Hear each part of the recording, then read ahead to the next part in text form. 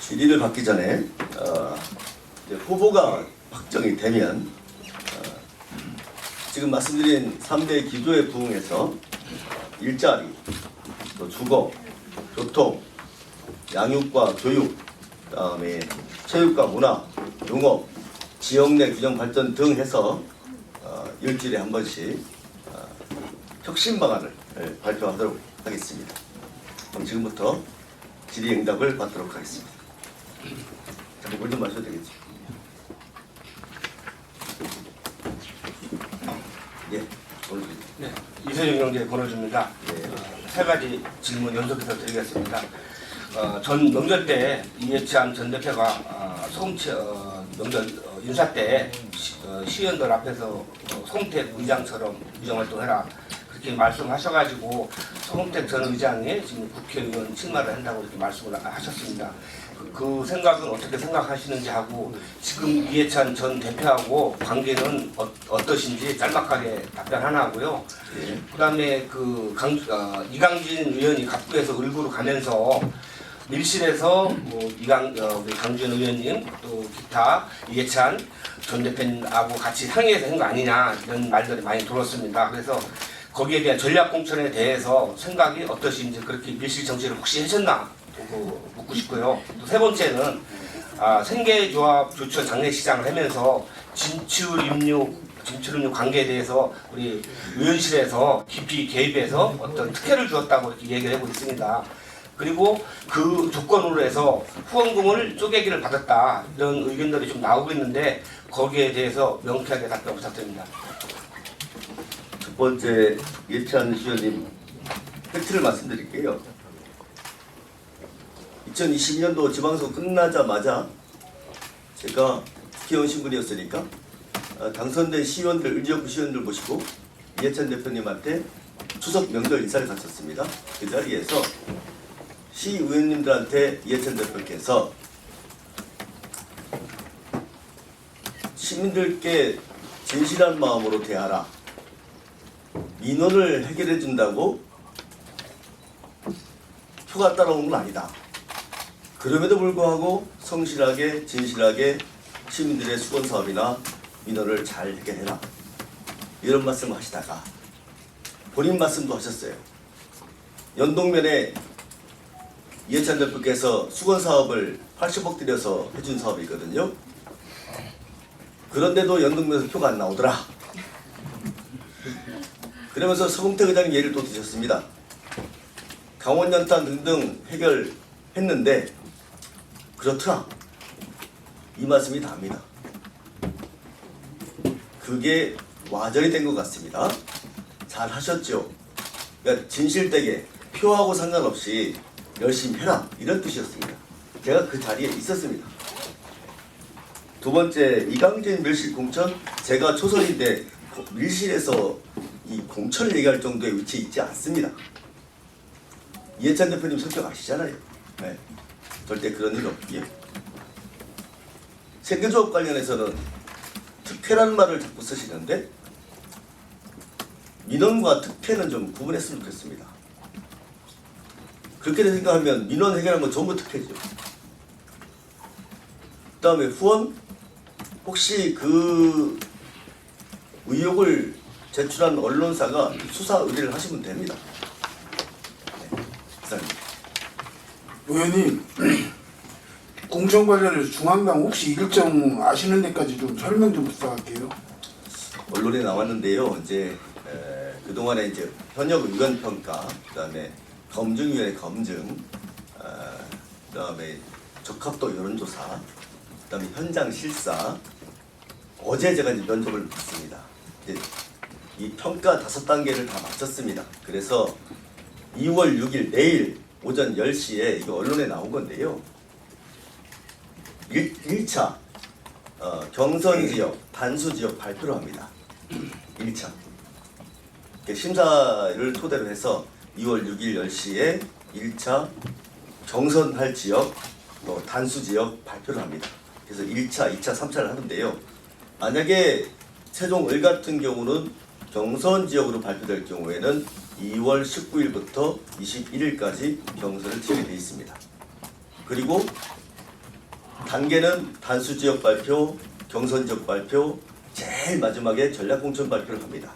전략 공천 발표는 늦으면 2월 말 3월 초까지는 마무리한다는 중앙당의 방침입니다. 답변이 됐습니까? 네.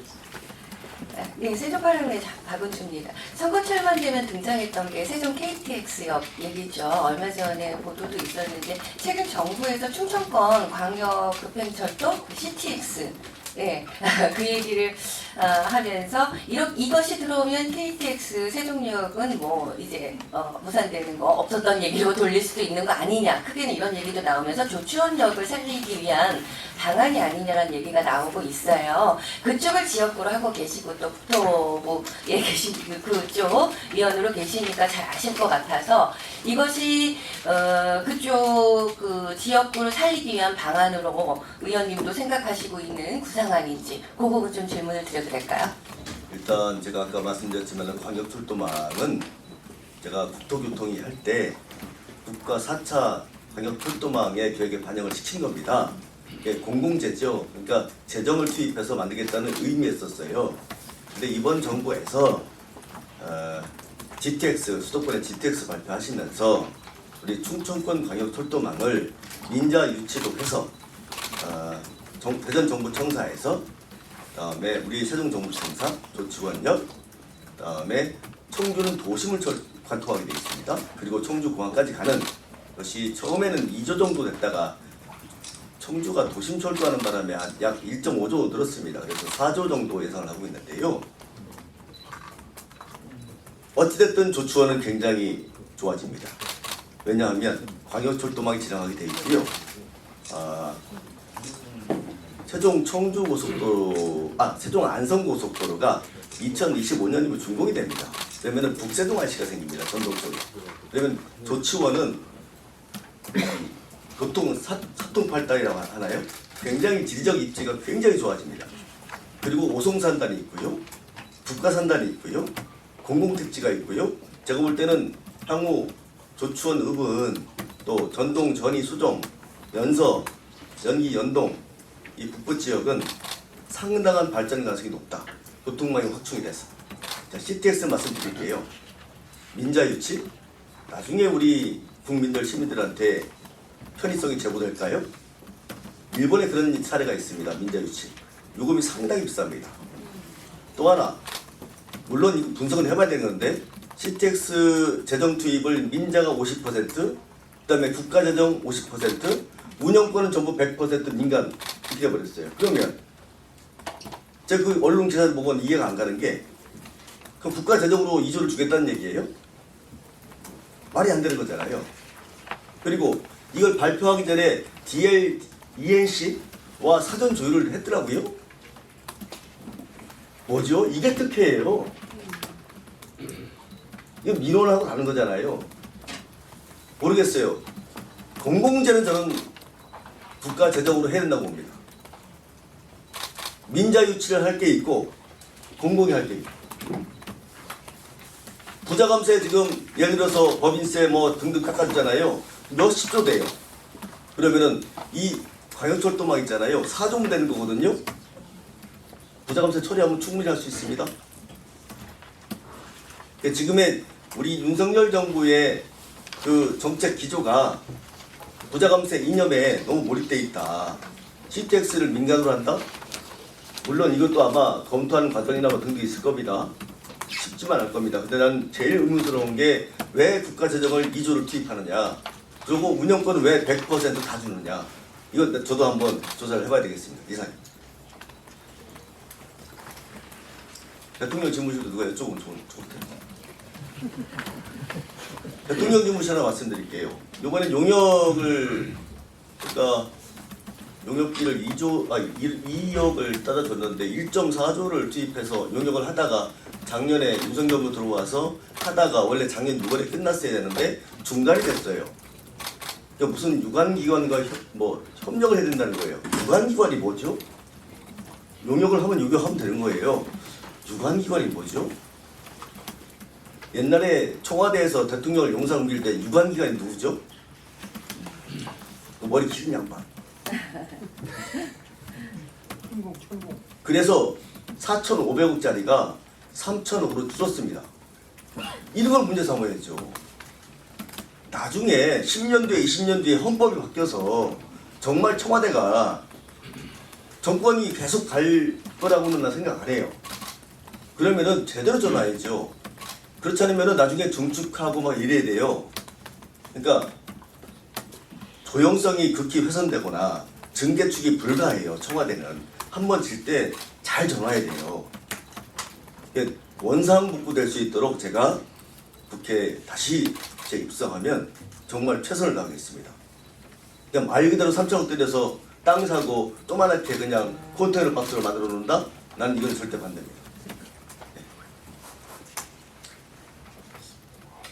질문할 게 많으실 거예요. 지방법원 안 여쭤보시겠어요? 그거 좀 여쭤보시죠. 지금 국회 세종이사당 설치법 국회 규칙 다 통과돼서 이제 건립위가 구성이 되면 총사업비 결정되면은 사업 방식 결정하고 뭐 분리발주냐 아니면은 통키로 할 거냐 국제 공모를 할 거냐 국내국 공모를 할 거냐 이것만 남아 있습니다. 제일 먼저 할 게 건립위원회 구성인데 작년 말에 국회의장한테 당 추천, 국민의힘, 더불어민주당 전문가 추천이 다 끝났습니다. 그래서 지금 의장님 갖고 계세요. 아마 총선 직후에 건립위원회가 발표가 될 것 같습니다. 지방법원은 대통령 집무실은 뭐 통과됐으니까 하면 되고요. 지방법원은 제가 지금 한 3년 동안 굉장히 노력을 하고 있는데 솔직히 좀 말씀드리면 지방법원은 반드시 필요하죠. 지금 부지가 또 남아 있고 많이 압축이 됐습니다. 지금 인천하고 저희들 싸움이 붙었어요. 인천은 고등법원이고요. 세종은 지방법원입니다. 한 10개 정도 법안이 있는데 나머지는 다 지원이에요. 그래서 그동안에 이제 뭐 법원 행정처장, 그다음에 법무부 장관 제가 막 쫓아다니면서 해서 많이 압축이 돼가지고 원래 12대 1을 12명과 싸워서 한 해에 한 건만 해주거든요. 대법원에서 한 건만. 근데 지금은 이제 인천과 우리 둘 남았습니다. 근데 인천은 참 오랜 동안 고생을 많이 해봤어요. 저번에 인천시장이 인천 고등법원 세종시민 100만 명 서명운동을 벌여가지고 110만 명 인천시장이 현 시장이 110만 명 서명을 받아가지고 법무부 장관한테 전달했습니다. 이런 노력이 있어야지요. 가만히 있으면 안 되는 거지요. 인천시장은 그렇게 했더라고요. 110만 명 사인 받아가지고. 또 우리는 뭐 합니까? 난 그거는 뭘 하는 거지 행정에서? 그냥 국회의원이 잘 못하면 국회의원 탓하고 잘하면 자기 공이고 이건 아니죠. 안 물어보시길래 좀 말씀드렸습니다. 질문 드리겠습니다. 세종방송 이병기입니다. 최근에 그 신년 방송 인터뷰에서 최민호 시장께서 세종시 당초 목적대로 갈 건데 그게 제2의 수도, 행정수도라는 표현을 하셨어요. 다만 이제 개헌을 통하면 행정수도가 아니라 수도여야 된다는 말씀을 지칭을 하셨는데 앞서 쭉 그동안에 이제 노무현 대통령 때부터 쭉 이춘희 전 시장까지 이제 연구를 하셨는데 세종시의 당초 목적이 뭐라고 생각하시는지 간단하게 말씀 부탁드리고요. 연관해서 지금 이제 춘천권 메가시티가 완성이 되면 그러면 이제 행정수도 세종의 모습은 어떻게 가야 된다고 보시는지. 일단 수도라는 개념이 또 가버리면 이게 천도가 되어버리거든요. 그리고 당연히 우연소지가 있습니다. 지금도 마찬가지입니다. 지금 수도라는 개념이 들어가 버리면은 천도예요. 그럼 수도권 시민들이 가만히 있겠습니까? 그리고 반드시 이거는 수도라는 개념이 들어가 버리면은 또 우연 판결이 나와요. 그래서 저희들이 그동안에 21대 때 우리 균형발전 특기가 있는데 벌써 이제 논의한 결과가 뭐냐면 행정수도라는 말을 써야 돼요. 근데 국가균형발전이 세종시만을 위한 가치는 아니거든요. 세종시가 잘 돼야만 이게 이제 기폭제가 돼서 부산은 뭐 예를 들어서 부산 같은 경우 뭐 해양수도, 광주는 문화수도, 제주도는 평화수도. 제주도가 왜 평화수도인가 했더니 4.3 사태 때문에 뭐 그런 식으로 해서 각각의 거점 도시가 만들어져야 돼요. 이게 선발 모델이 될 게 이 세종시입니다. 네. 그래서 수도라는 개념은 정말 안 됩니다. 이거는 망치는 일이에요. 그래서 제가 고민한 게 뭐냐면 개헌을 하게 되면 물론 지방분권, 대통령 지금 제왕적 대통령제, 대통령 중임제, 헌법 전문 해가지고 다 지금 개헌을 지금 할 시기가 왔는데 이 지방분권 있을 때 저는 이런 조문을 달고 싶어요. 그러니까 연구를 한 겁니다. 대한민국의 수도는 서울에 두고 행정 수도를 포함한 기타의 특화 수도는 법률로 정한다. 이러면 됩니다. 그러면 행정 수도, 문화 수도, 평화 수도 다 생길 수 있어요. 그럼 그 거점 도시를 중심으로 해서 메가시티화 하면 각자 수도권과 맞먹는 경쟁력을 확보할 수 있다. 저는 이렇게 생각합니다. 두 번째, 메가시티는 이거 하지 않으면 생각해 보세요. 우리 세종시 2030년도 완성되면 80만은 어렵고 70만입니다. 70만 혼자 먹고 살 수 있겠습니까? 못 먹고 삽니다. 연대하지면 우리 세종시는 연대의 책임이 있어요. 노무현 대통령의 초심을 잃지 말자는 거지요. 자꾸 변제시키지 말자는 거지. 우리가 옛날 MB정부 때 기업도시 만든다고 우리 충청권 도민들이 전체 일어나서 원안사수하려고 얼마나 싸웠습니까? 그 초심을 잃지 말자는 거죠. 반드시 행정수를 완성시켜야 되는 거고, 메가시티를 안 하면 지금 저출산이 굉장히 심각한데요. 저출산의 원인은 뭐냐면은 무한경쟁이에요. 서울 가면 굉장히 경쟁도가 되게 심합니다. 그러다 보니까 일자리에 불안, 주거에 대한 불안, 양육에 대한 불안, 이런 것들이 많아요. 청년들한테 여유를 줘야 되거든요. 그러려면 중장기적인 관점에서 봐야 되는 거죠. 프랑스 파리가 그랬고, 독일이 그랬고, 일본이 그랬고, 미국이 그랬고. 이게 단기적 관점은 아닙니다. 저출산을 해결하기 위해서. 메가시티를 하면 그런 관점에서 우리 충청권이 다 경제, 사회, 문화 공동체를 만들어서 교통망이 이제 잘 구성이 되거든요. 그러면은 거버넌스는 필요해요. 광역청. 지금 행복청이 2030년까지입니다. 그거 없어지게 두지 말고 광역청을 만들자. 충청광역청, 부울경광역청, 전라광역청. 그렇게 해서 메가시티화를 해야 부울경 연합이 문재인 정부 때 들어와서 전부 다 취소가 됐습니다. 굉장히 안타까운 일입니다. 그 정도만 말씀드리겠습니다. 하나 질문드릴게요. 포커스 뉴스라는 실용행 기자입니다. 지금 좀 전에 그 말씀하셨던 그 저출산 문제와도 연계가 되는데 세종의 그 작년에 0.8%의 인구 이동률과 출산율이 0%라는 거 이거 어떻게 생각하시는지? 출산율이 0%대? 네. 아니 앞으로 이걸 위해서 지금까지 그 출산율을 위해 가지고 지난 정부 전 정부서부터 쓴 돈이 천문학적인 한 380조가 써 있다는 얘기들도 들리거든요. 이게 그 돈 다 어디다 썼는지. 통계는 아니 잠깐만. 네네네. 그거 언제 그거 한번 그 국회의원으로서 조사 한번 해봐야 되는 거 아닙니까? 어디다 썼는지는 알아야 될 거 아닙니까? 그리고 두 번째 지금 수도하고 뭐 행정수도든 수도든 지금 수도에 국립대가 없는 데는 세종밖에 없는데 그죠? 네. 이 국립대 설치 문제, 위치가 아니라 설치를 해야 되죠, 여기는. 그래서 이 문제 어떻게 풀어나가실 건지 그것도 좀 한번 아울러 얘기를 해주세요. 저출산 문제는 나중에 이 형국으로 가게 되면 2050년 되면은 충청 남도 도민 220만 인구가 없어진다는 거잖아요. 그러면은 경제 성장률이 현저히 떨어지게 돼 있어요. 왜? 노동 가능 인구가 없어져 버리니까.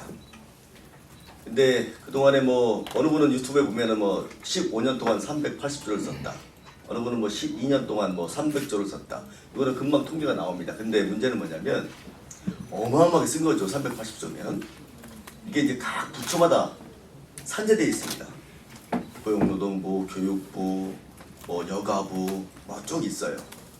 근데 이게 저출산 관련해서 애시당초부터 여가부 쪽에서 아예 여가부서 하든 아니면 뭐 행안부서 하든 전담을 해서 아니면 청을 만들어가지고 애시당초부터 접근했어야 되는데 이 관료 체계가 이게 서로 오픈을 안 합니다.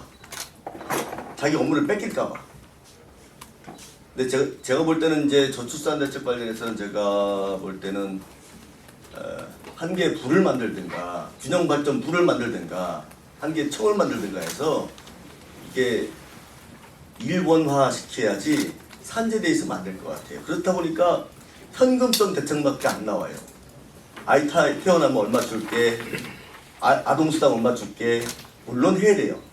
물론 현금성 정책도 필요하지만 중장기적으로 어떻게 할 건가에 대해서 연구된 건 자료는 많습니다. 저는 최종적으로 저출산을 해결하기 위해서는 수도권 인구가 분산되어야 된다고 봅니다. 거기 청년들 여기서 대학 나와봤자 다 올라가서 정말 처절하게 비참하게 살고 있거든요. 여기까지 말씀드리고 그건 제가 분석을 해볼게요. 근데 통계적으로 한 300조 얘기합니다. 15년 동안. 국립대 설치 대학 부지는 여기 저 지편동인가 있는데요. 이것도 수도권 인구 분산 정책의 일환으로 저는 이렇게 생각합니다. 지금 성균관대가 수원에 캠퍼스가 있습니다. 한 대학이 가 있어요. 그다음에 연세대 의대가 1학년이 인천 송도에 있습니다. 그러니까 분교 개념이 아닌 본교 캠퍼스입니다. 만약에 지금 우리 대학 부지에는 뭐 30만 평, 40만 평 그런 부지는 아니니까 제 생각엔 국립의과대학 정도, 예를 들어서 서울대 의과대학이 한 오든가 아니면 국립대가 아니더라도 예를 들어서 연대가 됐든 고대가 됐든 한양대가 됐든 여기 우리 지역에 있는 산업과 맞물려서 의과대학이 아니어도 돼요. 공과대학도 괜찮아요. 한 대학이 내려와야 됩니다. 더불어서 자꾸 지금 벚꽃엔님 들어오셨잖아요. 학교가 자꾸 없어집니다. 지금 다 미달입니다. 새롭게 또 대학을 만든다는 거는 약간 좀 안 받습니다. 차라리 서울대, 연대, 고대, 한양대, 서강대 한 개 대학이 내려와주면 좋은 거죠. 그리고 지금의 영상대, 지금의 고대, 지금 연대가 있습니다. 국가산단과 오송산단과 또 일반산단과 이제 산업들이 많이 들어오게 돼 있어요. 거기를 특화시키면 됩니다. 만약에 여기다가 국립대 아니면 뭐 대학교 하나 지려면은 몇 조가 들어갑니다. 지금 있는 고대, 홍대, 영상대에다가 1,000억씩만 줘도요, 얼마든지 RISE 사업, 지역 연계 사업과 학교와 연계한 그런 프로세스를 만들 수가 있어요. 그러면은 여기 온 학생들이 안 올라갈 거 아니겠습니까? 그러니까 진실되게 접근해야 될 것 같아요. 국립대를 안 하겠다는 얘기 아니에요. 자, 오더라도 그렇게 하는 거죠. 방법론적인 차원에서 말씀드리는 거예요. 다. 추가적으로 네.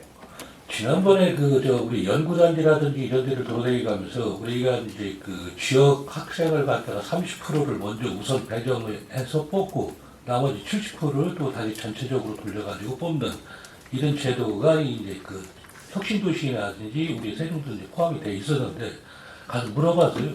학생이 없대요. 뽑을 사람들이. 그러면은 우리 여기 특징에 맞는 공무원 위주와 어떤 연구원들이 지금 아직 한 4만, 5만 정도가 지금 저기 이쪽에서 생활을 하고 있거든요. 이 사람들을 갖다가 배출할 수 있는 이런 국립대 같은 게 필요치 않나 이런 생각도 들어가는데 여기에 맞는 게 지금 사실은 물론 지금 말씀하신 게 저쪽 우리 강의원님 그 지역구에 해당되는 그쪽 지역으로 산업단지들이 많이 이제 들어서고 있어요. 여기. 물론 거기에 걸맞는 이제 인재들이 필요해야 되겠죠. 지금 사실 뭐 충청권에서 대학 나와가지고 어느 정도 인재라고 판명되는 그 젊은 층들은 전부 다 서울로 올라가요. 여기 그 사람들이 여기서 일할 수 있는 공간 자체가 없거든요. 그러면 여기에 걸맞는 그런 대학이라든지 여기에 수준에 맞게끔 어떤 이런 게 좀 조성이 돼야 되는데 그게 전혀 안 되고 그냥 그 끼워 맞추식으로 어디가 뭐 필요하다고 그러면 얼른 갖다가 돌 하나 던지듯이 이런 지금 행정도 그렇고 정치권의 어떤 공약도 다 이런 식으로 변해가고 있거든요. 이게 이런 걸 갖다가 바로 잡을 수 있는 게 이제 국회의원들인데 이거를 갖다가 할 수 있는 방안을 좀 적극적으로 강구를 했으면 좋겠어요. 이게.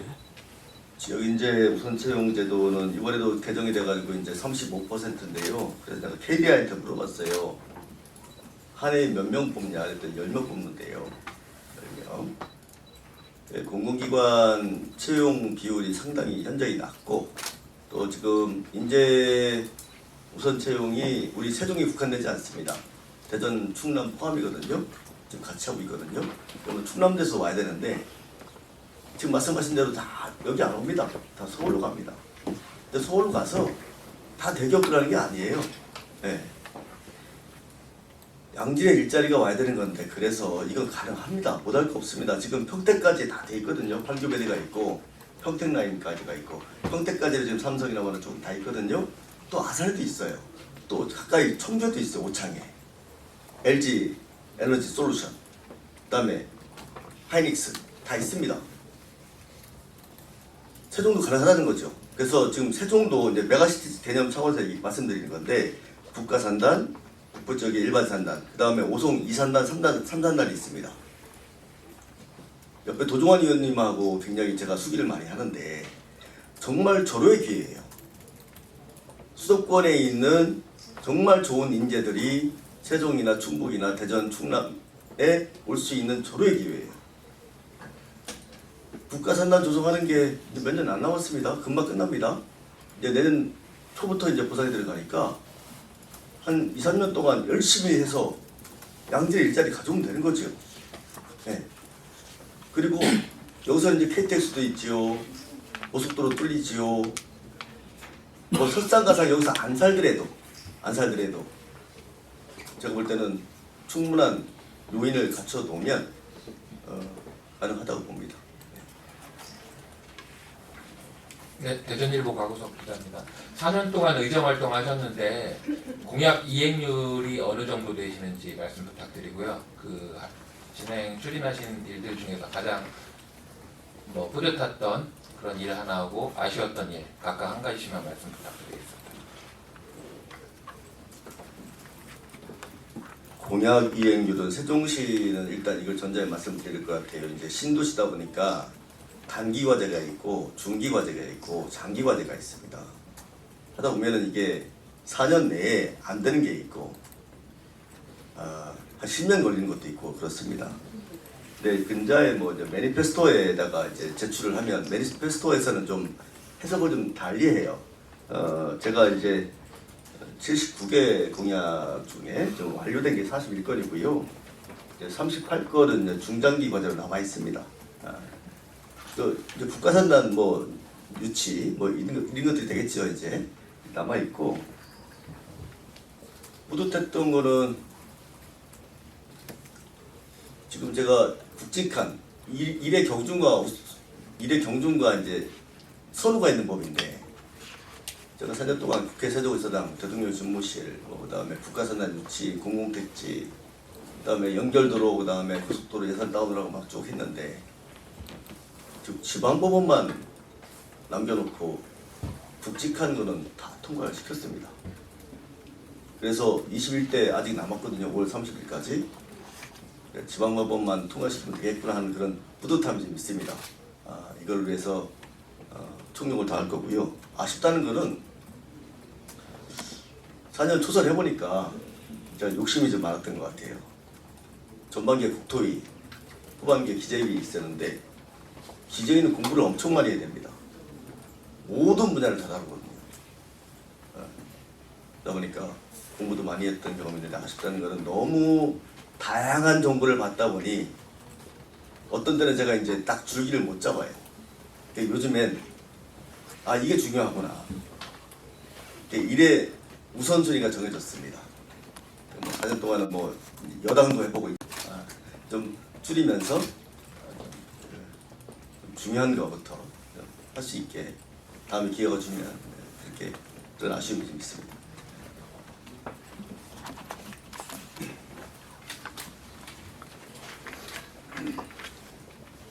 뭐 질문 없으시면 마무리해도 될까요? 다 하신 것 같은데. 예. 자, 그럼 마무리하겠습니다. 예. 자, 이상으로 더불어민주당 국회의원 강준현 출마 기자회견을 마치도록 하겠습니다. 고맙습니다.